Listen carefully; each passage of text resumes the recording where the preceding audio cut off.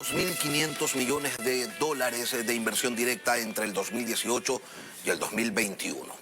Más de 200.000 plazas de empleo directo e indirecto son solo dos de las cifras que expone el sector minero, que se coloca como cuarto rubro de exportaciones.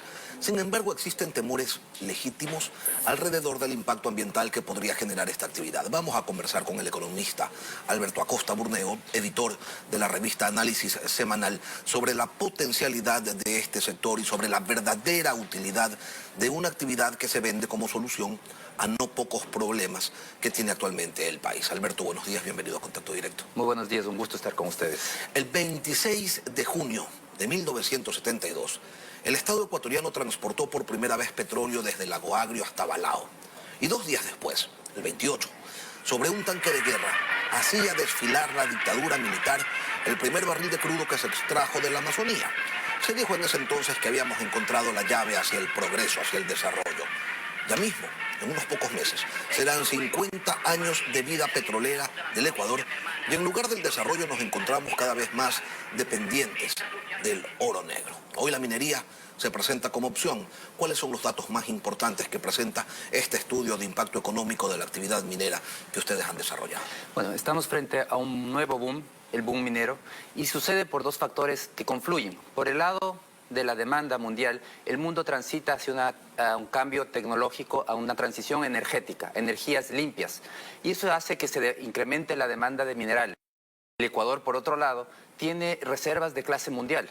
Tenemos el segundo mayor descubrimiento de cobre de la última década. Cascabel, exactamente. Entonces, eso hace que, por un lado, la demanda en el mundo de minerales sube aceleradamente por la transición ecológica. El precio del cobre se ha duplicado en los últimos meses. Y el Ecuador, en cambio, tiene reservas muy importantes por explotar. ¿Qué significa la minería para el país? ¿Qué puede significar? A nivel de inversiones, solamente en los 12 mayores proyectos mineros que están más avanzados, estamos hablando de más de 20.000 millones de dólares en inversiones. A nivel de exportaciones, las exportaciones mineras pueden pasar a representar más de 9.000 millones de dólares por año en 2028. Esto significa que, dependiendo de lo que pase en el petróleo, podría ser ya no el cuarto producto de exportación, sino que pase a ser el primero, incluso superando al petróleo. Rentas para el Estado. Podría generar 2.300 millones de dólares en rentas para el Estado, también por año, a partir de 2028. Entonces vemos que el potencial de generar ingresos es muy elevado, sumado a un potencial de generar empleo. Para 2028 se incrementaría el empleo minero directo en más de 440.000 plazas, generando bienestar. El desafío, y como tú bien lo mencionas de un inicio, el desafío es cómo se usan estas rentas y aprender de las experiencias que tuvimos con el petróleo. Ahora, las inversiones son importantes, pero son importantes porque los retornos son espectaculares. En el 2021, por Puerto Bolívar estaba previsto que salgan más de 500.000 toneladas de concentrado de cobre. Usted señalaba hace poquito que se ha duplicado el precio del cobre en el mundo. Está en $10.000 por tonelada. Solo allí son 5.000 millones de dólares que el año pasado salieron por el puerto de El Oro. El negocio es redondo para las mineras. El negocio es redondo para todos, para el Estado, para las sociedades, para las comunidades locales, y beneficia a todos. Ese es el beneficio de una actividad formal, y esa es la gran diferencia que hay que hacer. Tenemos que trabajar en impulsar una actividad formal minera con todos los mejores estándares internacionales. Vemos ya cómo las exportaciones mineras en un solo año, en 2021, se duplicaron. Pasaron a 2.000 millones de dólares, y el potencial de seguir subiendo es enorme. Como menciono, podríamos llegar a superar los 9.000 millones en 2028, generando empleo y generando ingresos también para el fisco y para las comunidades locales. Ahora, usted nos dice que se prevé que se inviertan 21.000 millones de dólares en los próximos 30 años.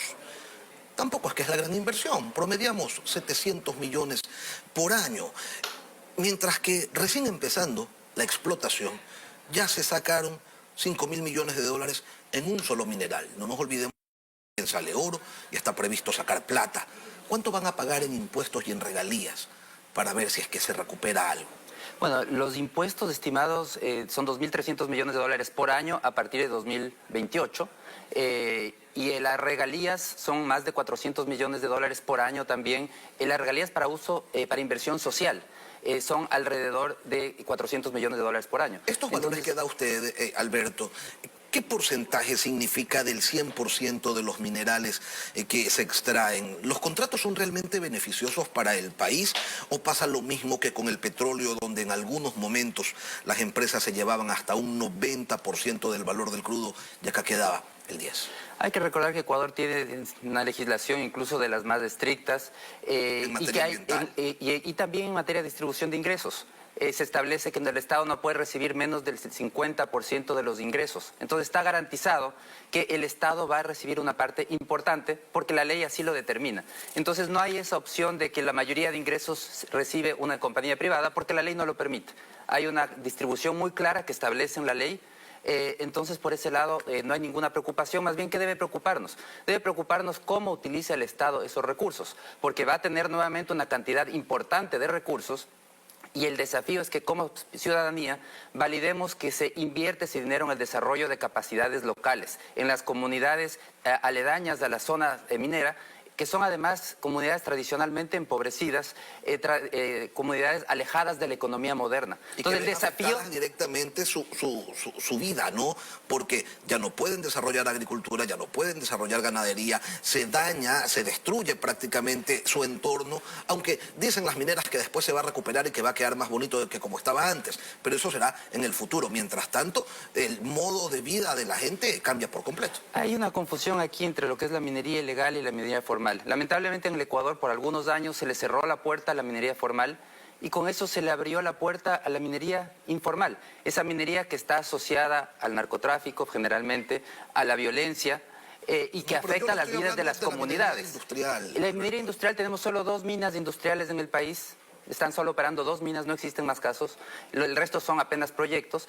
Y esas minas lo que hacen para las comunidades, ¿qué significan? Significan empleo, significan generación, demanda de bienes, de servicios. Por eso le decía, cambia el modo de vida. La gente ya no puede sembrar, ya no puede tener ganado, ya no pueden dedicarse a esas actividades tradicionales. Y a lo mejor ahora tienen actividades, pero les ha cambiado. Cambia el modo de vida, pero porque hay una actividad más rentable, no porque ya no puedan, porque la minería no implica que se utilizan los terrenos de un tercero y que se les expulsa de ese territorio. Eso no implica, sí implica un cambio de actividad porque ahora existe una empresa para pensar en temas locales. Para las provincias, por ejemplo, Zamora, Chinchipe, de aquí el 2028 la minería puede representar más del 80% del PIB de la provincia.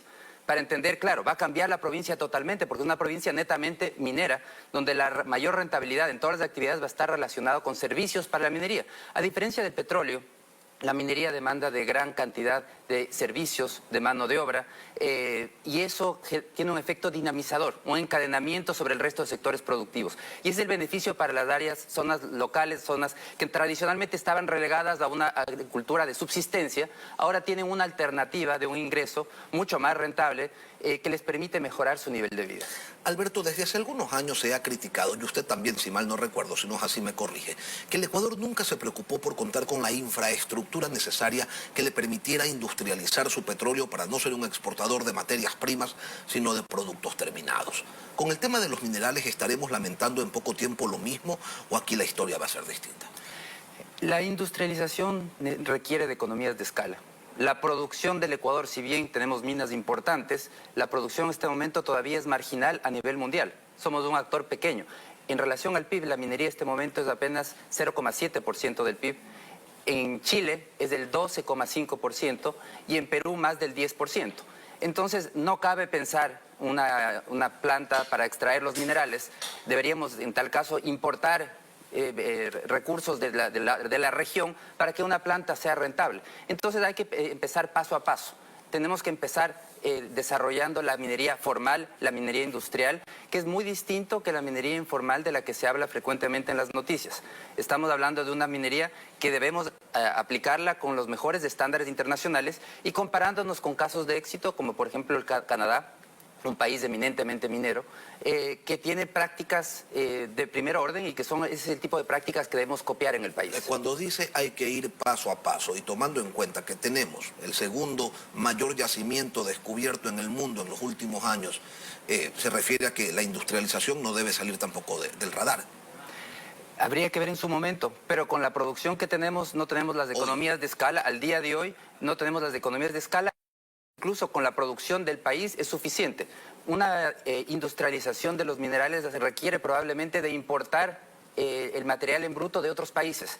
No es suficiente solamente industrializar lo que produce un país. Esas son industrias muy grandes que requieren de inversiones gigantescas y sobre todo alcanzar el beneficio de las economías de escala. Ahora, la minería industrial dice que ellos sí hacen minería responsable, que los contaminadores son nosotros, los pequeños, los informales, que no importa si operan en fuentes de agua porque ellos el agua que utilizan la devuelven más limpia de lo que la tomaron, y que si alguien tiene duda que le pregunte al Estado que le dio las concesiones y los permisos ambientales y que es además el encargado de controlarlos.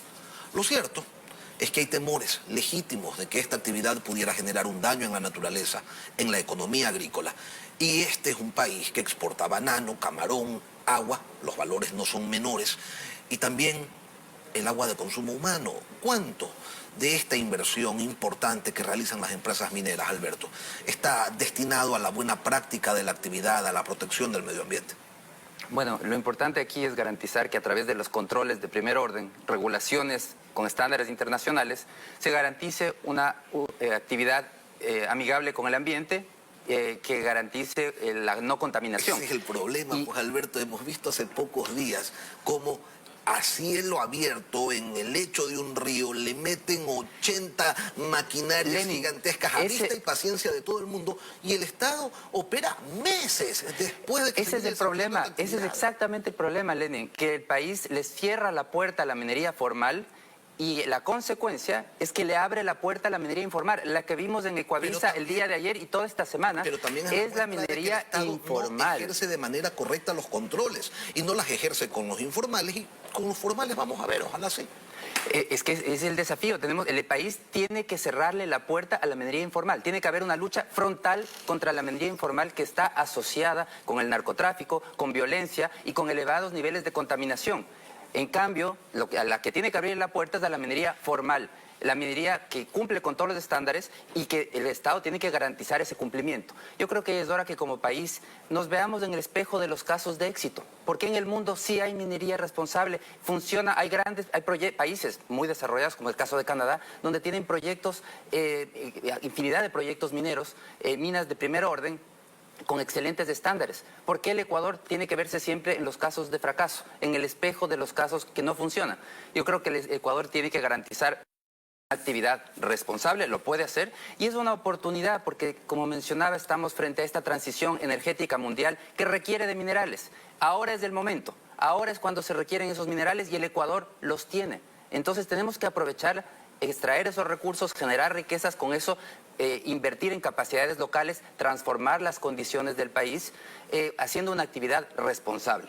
Con toda esta potencialidad que usted ha expuesto tiene la actividad minera en el país, ¿cuáles son los riesgos que para desarrollarse tiene al día de hoy?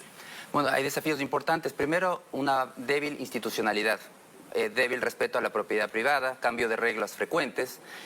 Segundo, papeleo infernal, igual que en el resto de actividades del país. El lema de por qué hacerlo fácil si puede ser complicadísimo. Tenemos legislación que no es clara, una consulta previa que es una responsabilidad del Estado, pero que no se puede aplicar porque no existe la ley que establezca cómo aplicarla. Entonces, son parte de esos desafíos. Un catastro minero que se cerró por mucho tiempo y que cerró la puerta a la minería formal, abriéndole la puerta